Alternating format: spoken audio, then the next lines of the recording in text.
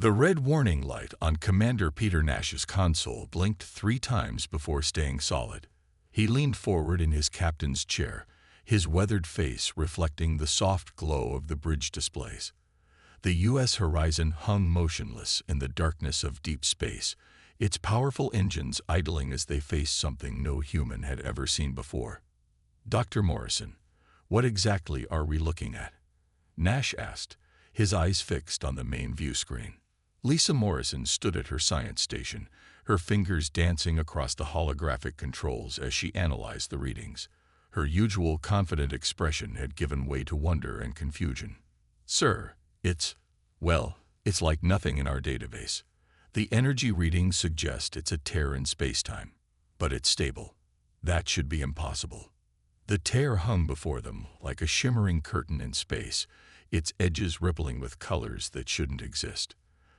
The crew of the Horizon had been mapping this sector of space when their sensors detected the anomaly, leading them to what might be the greatest discovery in human history.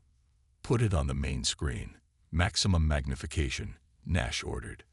The image shifted, revealing more detail of the phenomenon. It looked like someone had taken a knife to the fabric of space itself, creating a wound that leaked pure energy. Dr. Alan Carter, the ship's temporal physicist, spoke up from his station. His voice trembled with excitement. "Commander, the temporal readings are off the charts. This isn't just a spatial anomaly, it's a temporal one. Time itself is different inside that tier." Nash stood up and walked closer to the view screen, his boots making soft sounds on the bridge's deck plating. 20 years of space exploration hadn't prepared him for this moment. "Different how, Doctor?" "It's like..." Carter paused, searching for simple words to explain complex physics. "It's like time is happening all at once inside there. Past, present, and future, all existing together." Lieutenant Kate Reynolds spoke up from her tactical station, her hands hovering over the weapons controls out of habit. "Sir, I'm detecting some kind of pattern in the energy readings. It's not natural. Something, or someone, made this." The bridge fell silent as the implications sank in. Nash turned to face his crew, his expression serious. "Are you saying we've just found evidence of an advanced civilization?" "More than that," Lisa Morrison said, her eyes wide as new data scrolled across her screen. The energy patterns matched theoretical models of how an advanced civilization might manipulate time itself. "Commander, I think we've found the Eternals." A murmur ran through the bridge crew. Everyone knew the stories, tales of an ancient race that had mastered time itself, ascending beyond physical form to become beings of pure energy.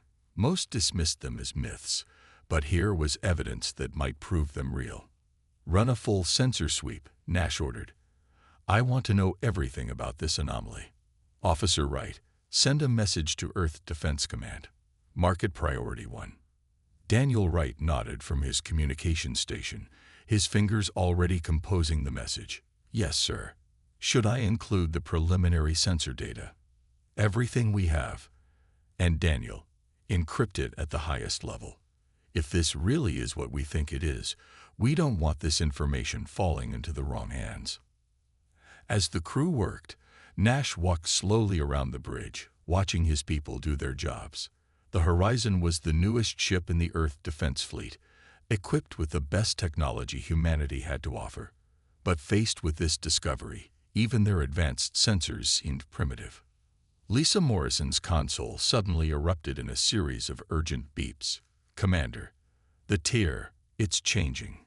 The shimmering curtain in space began to pulse, its colors shifting more rapidly. Waves of energy rolled out from it, washing over the horizon like gentle ocean swells. "Shields holding at 98%, Reynolds reported. The energy waves appeared to be some form of scanning beam. Carter's voice was filled with awe as he studied his readings. "They're not just scanning us, sir.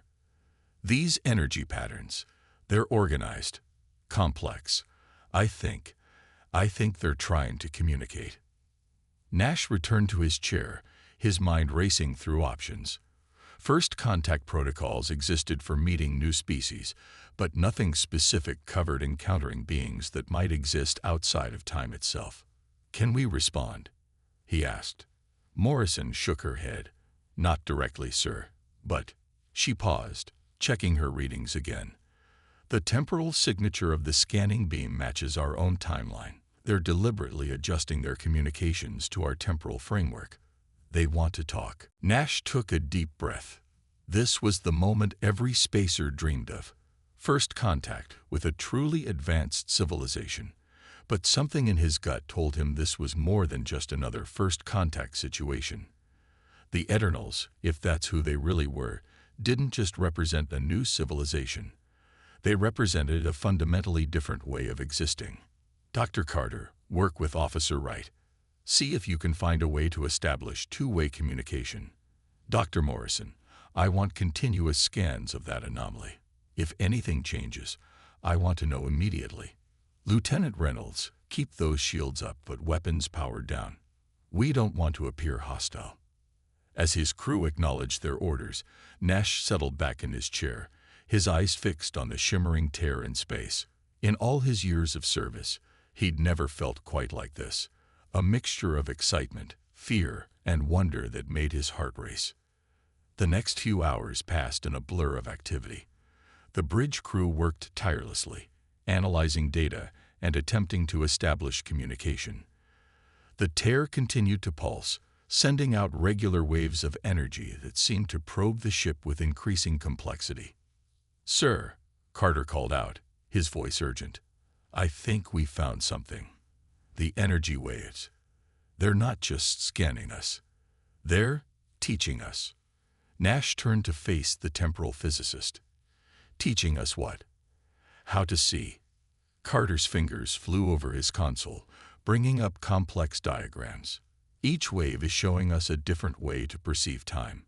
It's like they're trying to help us understand how they experience reality." Morrison's station beeped again. "Commander, I'm detecting changes in the tier structure. It's opening." The shimmering curtain in space began to part, revealing a swirling vortex of energy beyond.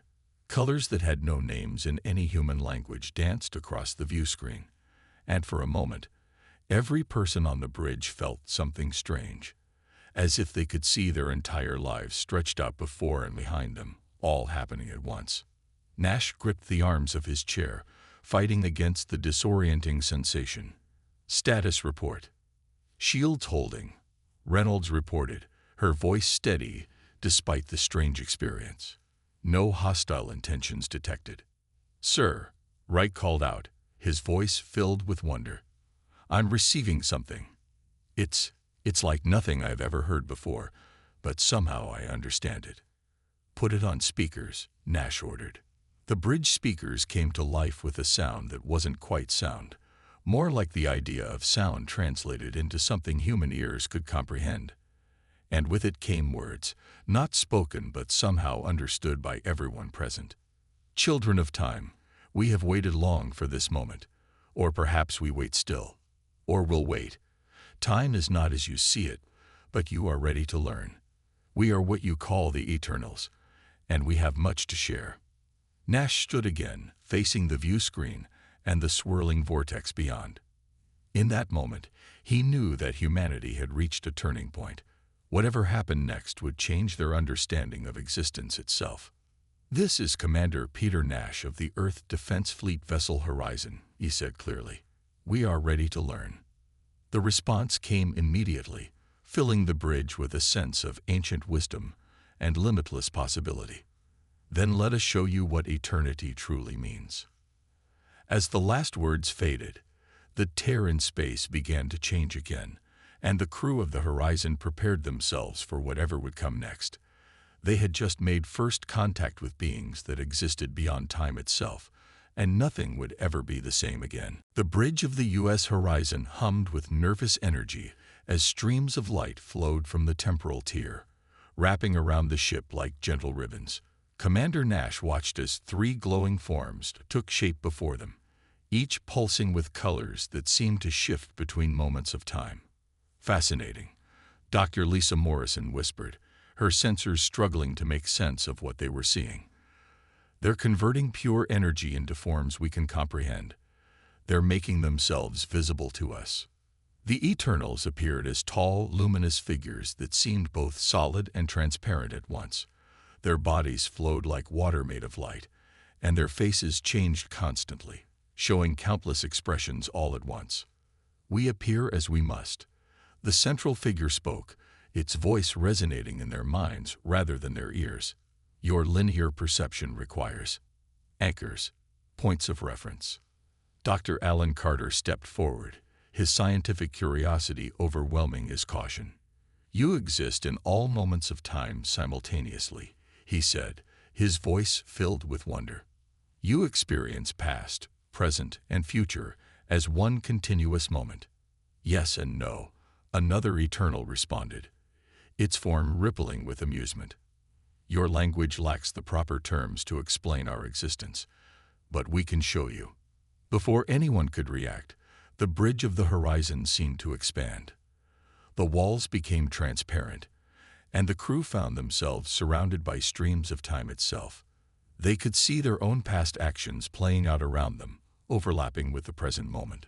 Lieutenant Kate Reynolds gripped her console, fighting down a wave of dizziness. Commander, this is overwhelming. Nash understood her discomfort. Seeing multiple moments in time at once was like trying to read 10 books simultaneously. Can you adjust this? He asked the Eternals. Our minds aren't built to process time this way.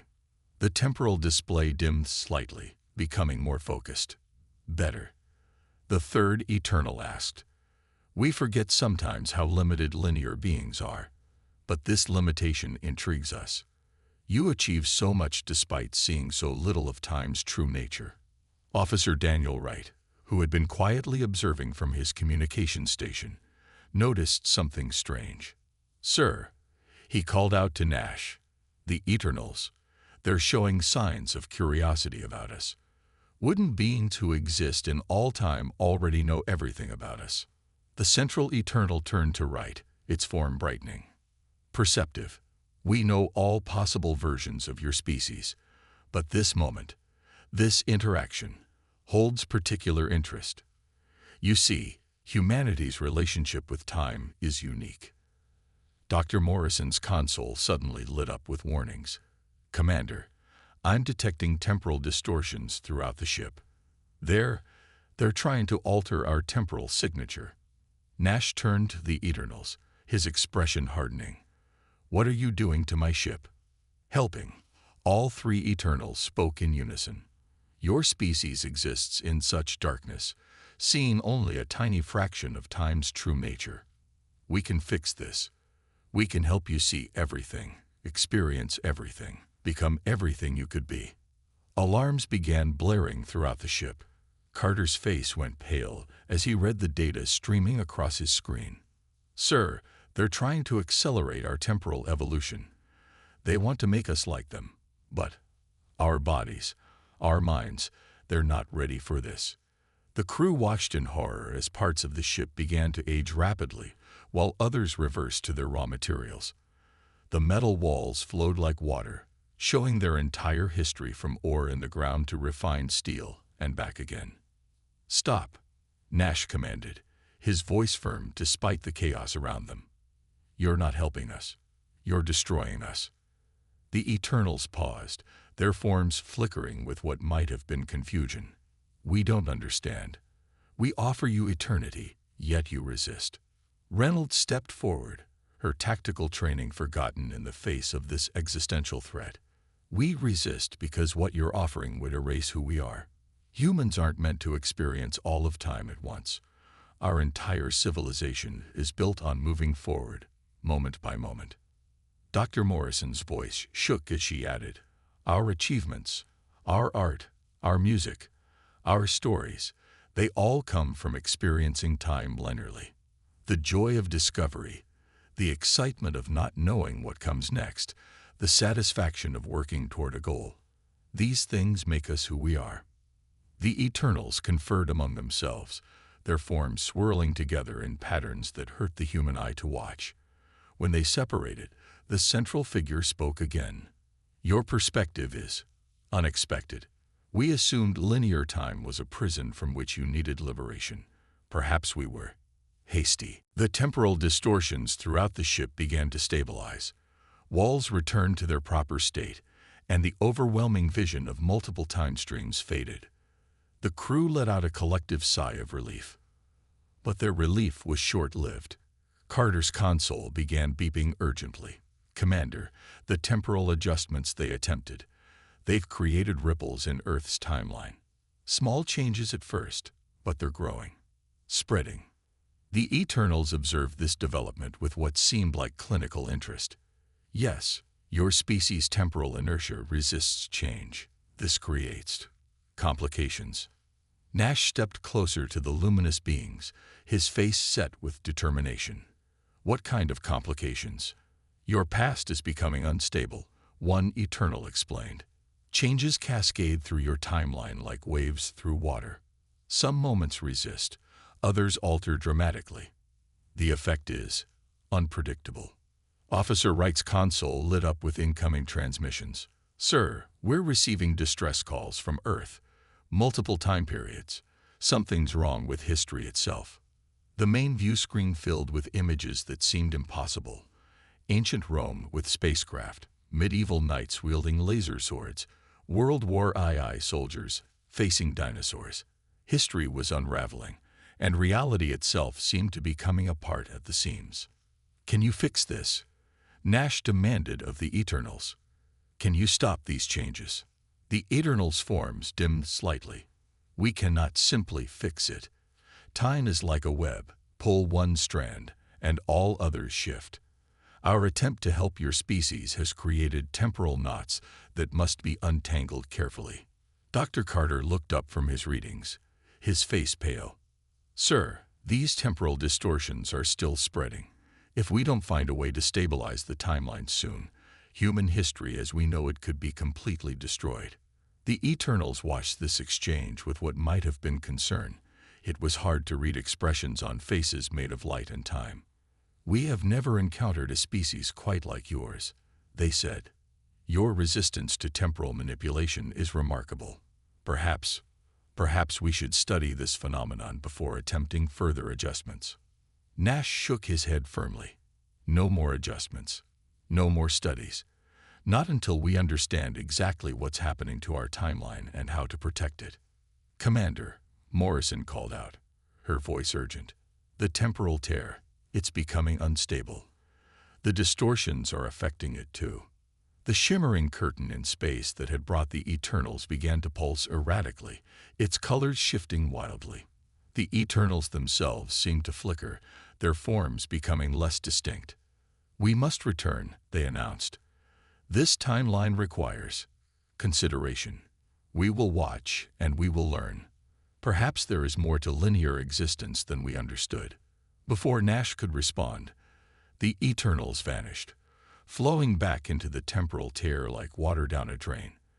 But they left behind a ship full of worried humans and a timeline that was rapidly coming undone. "Options," Nash demanded, looking at his senior staff. "How do we fix this?" Carter and Morrison exchanged glances before Carter spoke. "Sir, I have a theory, but you're not going to like it." Nash gestured for him to continue, even as more alarm bells began to ring throughout the ship. "The Eternals tried to force us to evolve beyond linear time," Carter explained.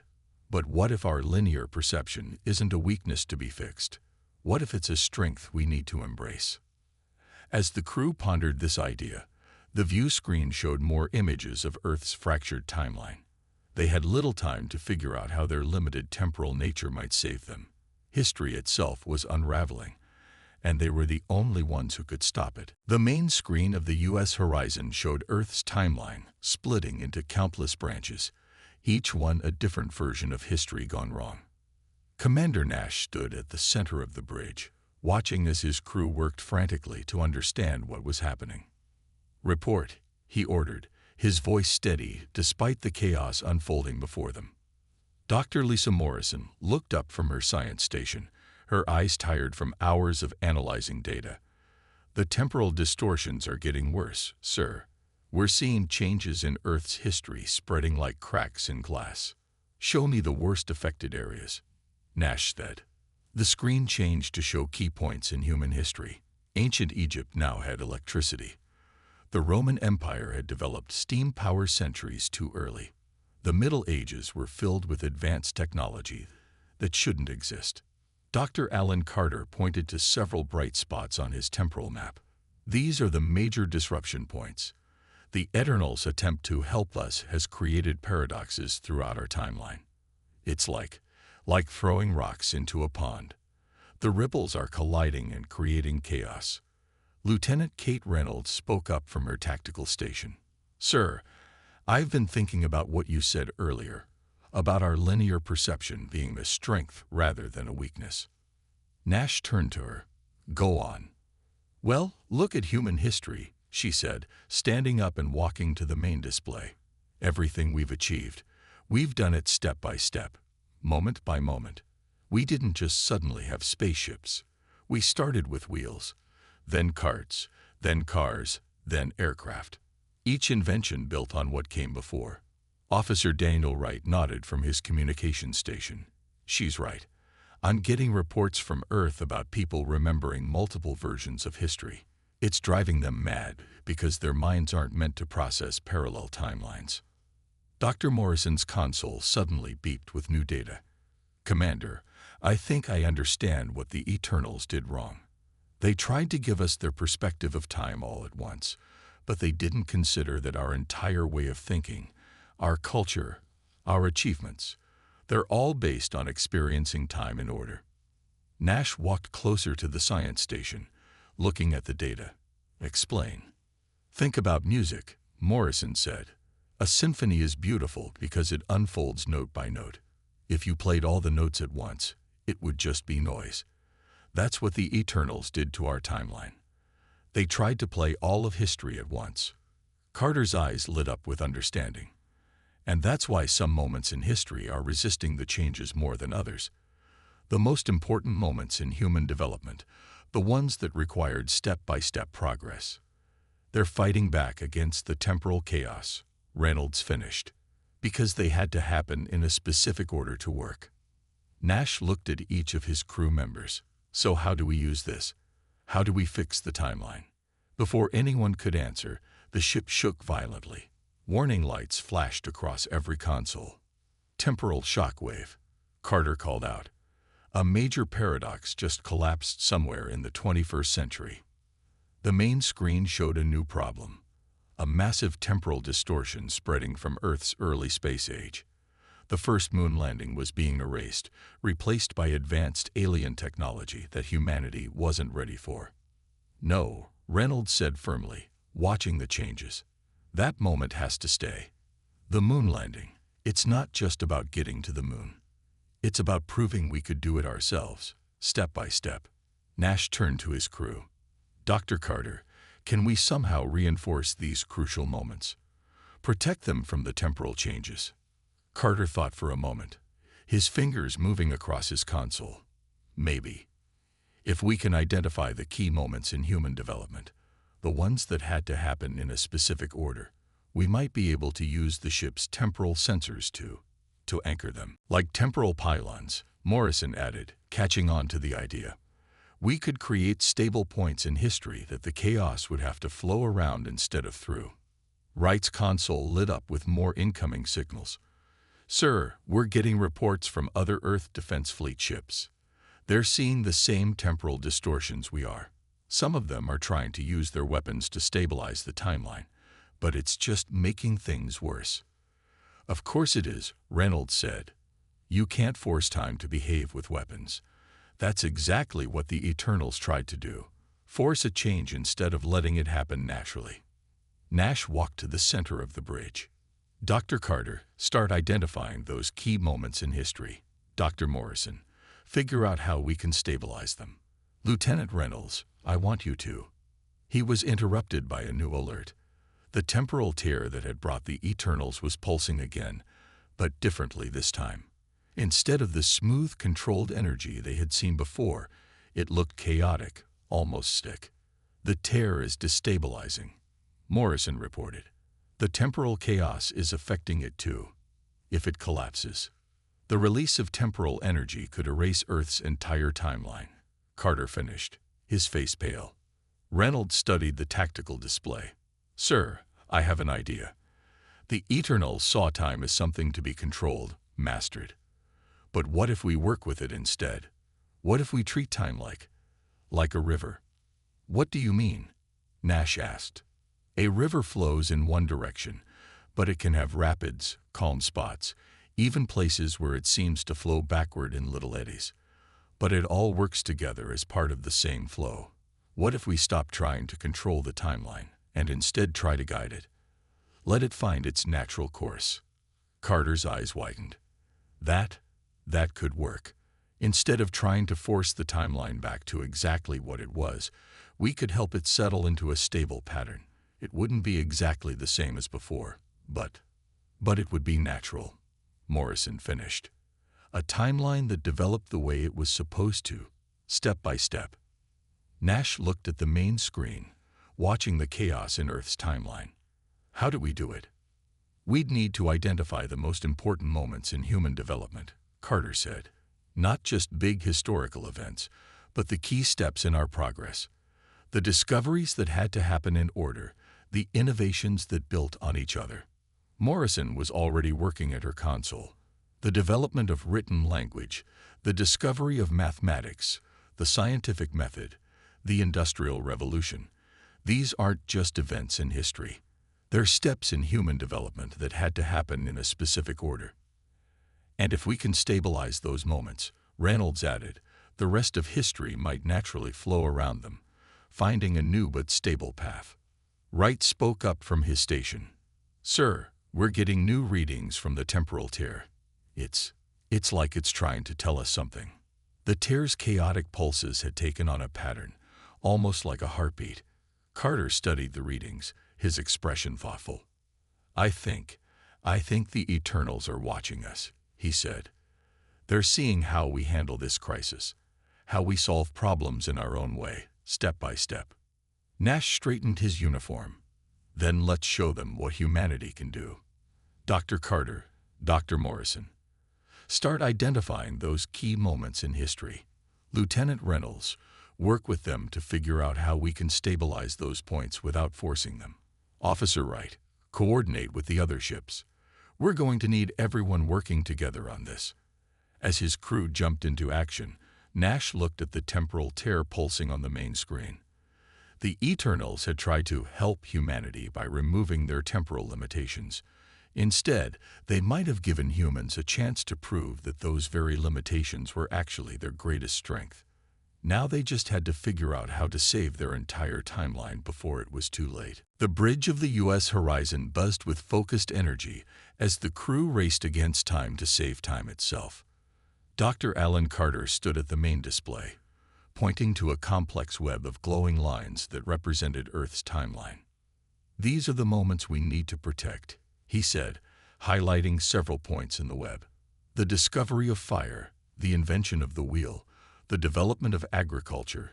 These aren't just historical events. They're the foundation of human progress. Commander Nash studied the display carefully. How many key moments are we talking about? Hundreds, Dr. Lisa Morrison answered from her science station. Maybe thousands, but we've identified the 20 most critical ones. The moments that absolutely must happen in the right order, or everything that comes after falls apart. Lieutenant Kate Reynolds looked up from her tactical display. Sir, the temporal distortions are getting worse. We're seeing entire centuries being rewritten every minute. The main screen showed the chaos clearly. Cities appeared and disappeared as history rewrote itself again and again. The Industrial Revolution happened centuries too early in one timeline. Didn't happen at all in another. Space travel emerged before the steam engine in some versions, while others showed humanity stuck in the Stone Age with advanced knowledge of quantum physics. Show me the plan, Nash ordered. Carter nodded and changed the display. We can use the ship's temporal sensors to create what we're calling anchor points around these key moments. Think of them like rocks in a rushing river. They'll help guide the flow of time around them without trying to control it completely. Officer Daniel Wright's console lit up with new alerts. Sir, other ships are reporting in. They're ready to help, but the temporal tear is becoming more unstable. We don't have much time. Nash turned to his crew. How do we do this? Morrison stood up and walked to the main display. We need to position ships near each of these critical moments in the timeline. The ship's temporal sensors can create a kind of protective bubble around the event, keeping it stable while the rest of history rebuilds itself around it. But there's a catch, Carter added. We can't just protect these moments. We need to let them unfold naturally, step by step. If we try to force them to happen exactly as they did in our original timeline, we'll just create more paradoxes. Reynolds nodded in understanding. Like trying to force a river into an exact path instead of letting it find its natural course. The ship shook as another temporal shockwave hit them. On the screen, they could see parts of Earth's history literally tearing apart, different versions of reality fighting for dominance. We need to move now, Nash decided. How do we coordinate this? Wright spoke up from his station. I've got 15 other ships standing by. Each one can cover a different critical moment in history. And the horizon? Nash asked. Carter pointed to the display. We need to stay here, near the temporal tier. Someone has to coordinate the entire operation, and we're the only ones who have had direct contact with the Eternals. Nash nodded. All right, let's do this. Officer Wright, send the coordinates to each ship. Dr. Morrison, help them calibrate their temporal sensors. Dr. Carter, supervise the entire operation. Lieutenant Reynolds, keep us stable near the tier. The crew jumped into action. On the main screen, they could see other ships moving into position throughout Earth's timeline. Each one took up station near a critical moment in human development. The first use of tools, the discovery of metallurgy, the beginning of written language, the development of mathematics, the birth of the scientific method. Ships in position, Wright reported. Beginning temporal anchor procedure. The effect was immediate and dramatic. As each ship activated its temporal sensors, the chaos in the timeline began to slow. The critical moments of human development started to stabilize, creating islands of calm in the temporal storm. It's working, Morrison said, her voice filled with hope. The timeline is starting to reorganize itself around the anchor points, but their success was short-lived. The temporal tear suddenly pulsed violently, sending out waves of energy that threatened to undo everything they had accomplished. The tear is collapsing, Carter shouted. The temporal energy is too unstable. Reynolds studied her tactical display intently. Sir, I think I see what's happening. The tear isn't just unstable. It's fighting against what we're doing. It's trying to force the timeline back to a single pattern, just like the Eternals tried to do. Nash gripped the arms of his chair as the ship shook. Suggestions. We need to show it, Reynolds said suddenly. We need to demonstrate why our way works. What do you mean? Nash asked. The Eternals exist in all moments at once, right? They see every possibility simultaneously. But that's not how progress works. Progress needs direction, purpose. It needs. She paused, searching for the right words. Temporal fury, Carter finished, understanding dawning on his face. The drive to move forward, to build on what came before. That's what they couldn't understand about us. Morrison's fingers flew across her console. I'm detecting energy patterns in the tear. They're similar to the ones we saw when the Eternals were here. I think they're watching us. Nash stood up, facing the screen where the tear pulsed and writhed. Then let's show them what humanity's temporal fury really means. Dr. Carter, modify the anchor point procedure. Instead of just stabilizing those moments, let's highlight the connections between them. Show how each discovery led to the next. Carter nodded and began making adjustments. The display changed, showing not just the critical moments they were protecting, but the paths between them. The invention of the wheel leading to mechanical advantage, leading to complex machines. The discovery of fire leading to metallurgy, leading to technology. Each step building on what came before, creating a web of progress that was both orderly and dynamic. Look at that, Reynolds breathed. Each moment flows into the next, but not because it's forced to. It flows because that's the natural path of human development. The temporal tier's pulses began to change, becoming more rhythmic, more stable. The chaos in Earth's timeline started to settle, not into the rigid pattern the Eternals had tried to create, but into something new. Something that preserved the essential steps of human progress, while allowing for the natural flow of history around them. "Sir," Wright called out, "I'm receiving signals from the other ships. The temporal anchors are holding. History is. It's reorganizing itself." On the main screen, they could see the timeline stabilizing. The critical moments they had protected served as guideposts, helping the river of time find its natural course. Some things were different, small changes in history that didn't affect the fundamental path of human development. But the important steps, the crucial discoveries and innovations that defined human progress, remained intact. "The tier," Morrison reported, "its energy patterns are changing. It's stabilizing." The crew watched as the temporal tier's chaotic pulses settled into a steady rhythm. The light it emitted changed from the harsh, demanding brightness they had seen before to something softer, almost respectful. Nash looked at his crew, pride evident on his face. "We didn't just save our timeline," he said quietly. "We proved something to the Eternals. We showed them that progress isn't about seeing all possibilities at once. It's about the journey, the step-by-step discovery, the temporal fury." Reynolds finished with a smile. "The drive to move forward, one moment at a time." As the last temporal distortions settled, the crew of the Horizon realized they had done more than just save Earth's history. They had demonstrated the true strength of humanity's linear perception of time, not as a limitation to be overcome, but as the very source of their greatest achievements. The temporal tear shimmered with new energy as three familiar glowing forms emerged onto the bridge of the U.S. horizon. This time, however, the Eternals appeared different. Their light was softer, and their ever-changing faces showed something that looked almost like humility. Commander Nash stood from his chair, facing them directly. His crew watched tensely, remembering their last encounter and its near-disastrous results. "You have surprised us," the Central Eternal said, its voice carrying a new note of respect. "In all our existence, across all possible timelines, we have never seen anything quite like this." Dr. Lisa Morrison kept her eyes on her readings. The temporal distortions are almost completely stabilized. The timeline is settling into its new pattern.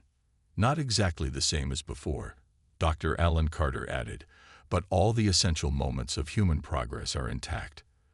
The path of development remains true to its natural course."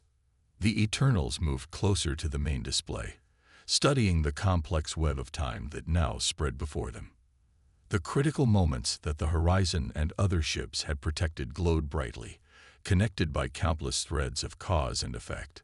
"We sought to improve you," one Eternal said, "to free you from what we saw as the prison of linear time.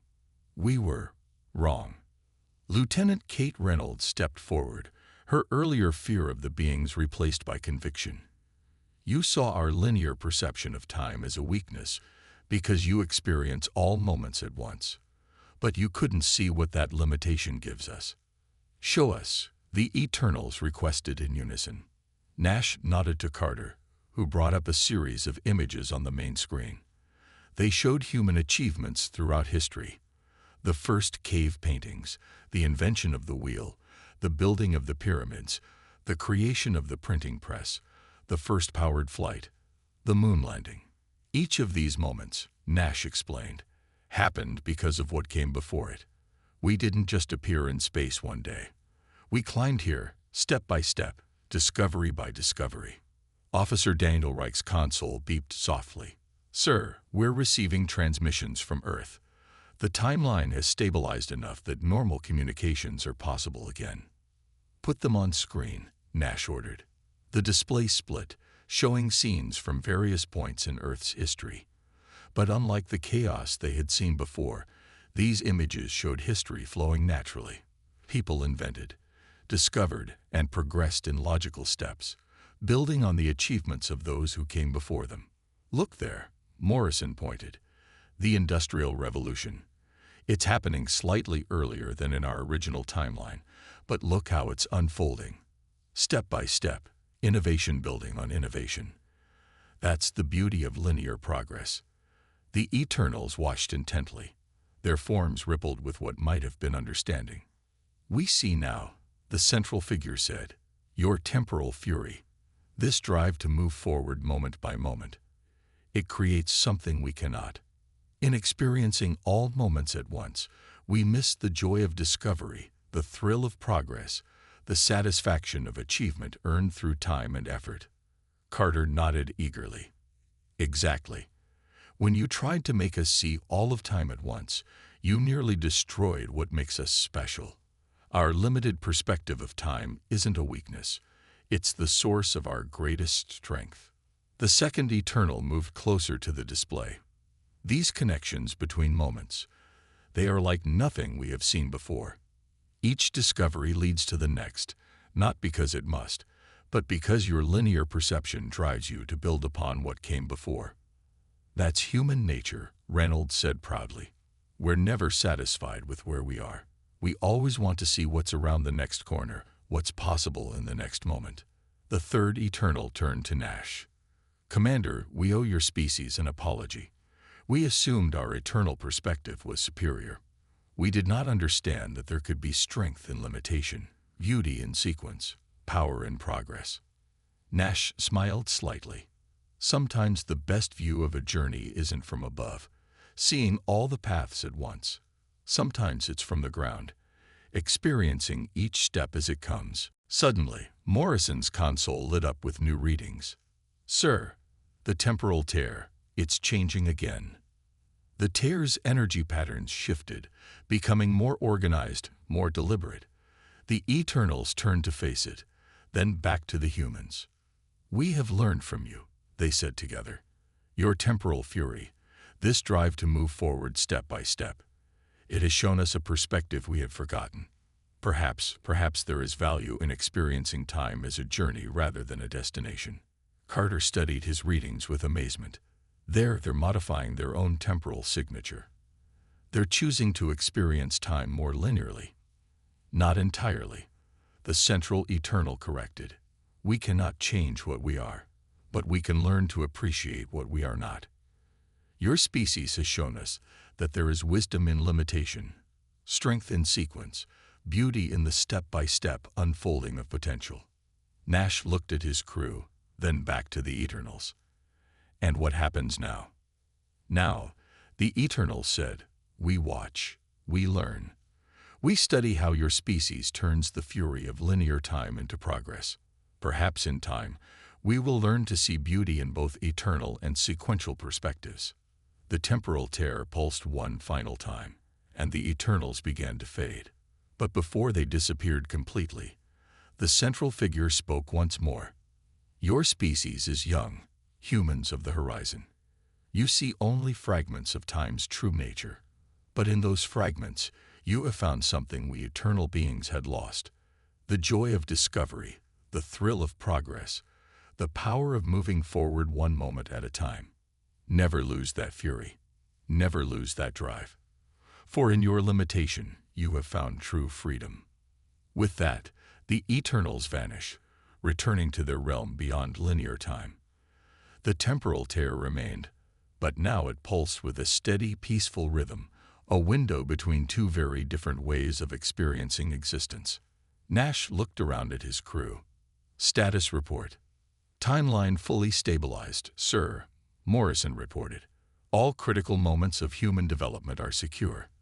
The changes we couldn't prevent have settled into a stable pattern that preserves our essential path of progress. The other ships are reporting success as well. Wright added. The temporal anchors are holding. History has found its natural flow again. Reynolds smiled at her tactical display. And the tear, sir, it's different now. The energy patterns suggest it's not just a random phenomenon anymore. It's like a bridge between our way of experiencing time and theirs. Carter nodded in agreement. A reminder, perhaps, that there's more than one way to exist in time, and each has its own value. Nash settled back in his command chair, looking at the now peaceful tear glowing on his main screen. "Send a message to Earth Defense Command," he ordered. "Right. Tell them that humanity has made first contact with eternity, and we taught it something about the value of time." As the horizon hung in space near the temporal tear, its crew couldn't help but feel proud. They had done more than save their timeline. They had shown beings of infinite temporal existence the power of living life one moment at a time. Their limited perception of time, their temporal fury, had proved to be not a weakness to overcome, but a strength to celebrate. The stars shone steadily around them as the ship prepared to return home, leaving behind a reminder that sometimes the most powerful force in the universe isn't the ability to see all of time at once, but the drive to move through it step by step, discovery by discovery, moment by precious moment.